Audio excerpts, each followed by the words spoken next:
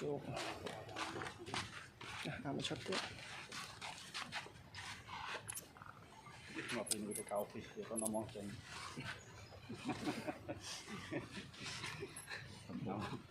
chăm cái như đại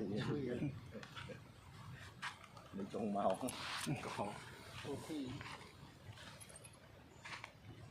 đi bây giờ đây con trai bên này bên trên thứ cam môn tử tất nhiên môn rồi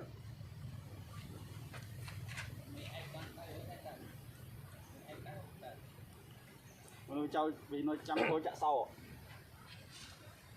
để chăm cái về đây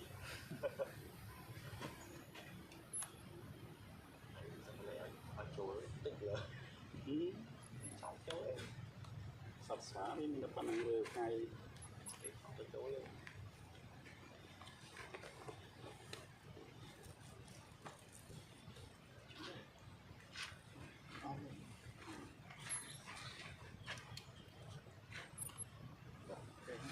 vô ta